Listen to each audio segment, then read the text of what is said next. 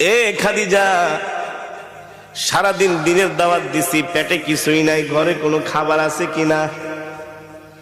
আম্মাজান খাদিজা বলে, ওগো প্রিয় স্বামী, আমাদের ওই যে ছোট একটা বকরি আছে, শুধু ওই বকরি থেকে সন্ধ্যাবেলা এক পেয়ালা দুধ দহন করে আপনার জন্য রেখেছি।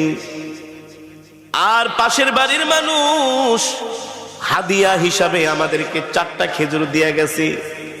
আমি 2টো খেজুর খেয়ে 2টো খেজুর আর এক পেয়ালা দুধ প্রিয় স্বামীর জন্য রেখে দিয়েছি।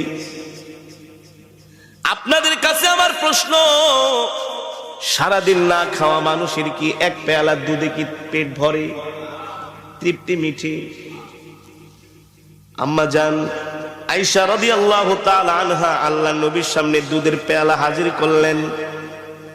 নবীজি অর্ধেক টুকুন দুধ খেয়ে অর্ধেক টুকুন দুধ আম্মা জানকে দিয়ে দিলেন। নবীজি একটা খেজুর খাইলেন, আর একটা খেজুর আম্মা জানকে দিয়ে দিলেন। আম্মা জান বলে, ওগো প্রিয় স্বামী, 2টো খেজুরি আপনি খেয়ে ফেলেন। আল্লাহর নবী বলেন, না না না, আমি আমার হাত দিয়া তোমাকে একটা খেজুর খাওয়ায় দিব। আল্লাহু আকবার। এই কথা বলতে বলতে হঠাৎ করে নবীজির চোখ চলে যায় আম্মা জানের কাপড়ের দিকে। আম্মা জান যে কাপড় পরেছেন, ওই কাপড়ের মধ্যে এত তালি, এত তালি, এত তালি, এখন আর মনে হয় কাপড় ছিঁড়ে গেলে তালি দেওয়ার মতো জায়গা থাকবে না। সরকার দো আলম আম্মা জানের মুখের দিকে তাকায় বলে, খাদিজা, এ খাদিজা,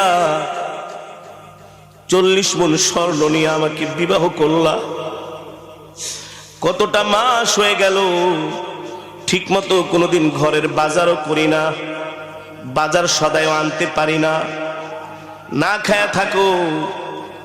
আজকে দেখলাম তোমার কাপড়ের মধ্যে এতগুলো শিলি। ও খাদিজা, একবারও বাজারের জন্য বললা না, কোনদিন বললা না বাজারে যাচ্ছেন, বাহিরে যাচ্ছেন, কিছু খাবার নিয়ে এসেন, এই কথাও বললো না। আমার কাপড় ছিঁড়া গেছে, একটা কাপড় পর্যন্ত নিয়ে এসেন। খাদিজা রে, 40 মণ স্বর্ণ নিয়ে আমাকে বিবাহ করলা, এই সম্পদগুলো আমি কোন জায়গায় ব্যয় করলাম একবারও কোনোদিন ডাক দিয়া জিজ্ঞেস করলা না। তোমার সম্পদগুলো আমি কোন কাজে ব্যয় করেছি? আম্মা জান খাদিজা বলে, গো আল্লাহর নবী, আমি জানি আমার কলিজার টুকরা স্বামী ওই সম্পদগুলো আল্লাহর রাস্তায় দান করে দিয়েছেন, এই জন্য আমার জিজ্ঞেস করা।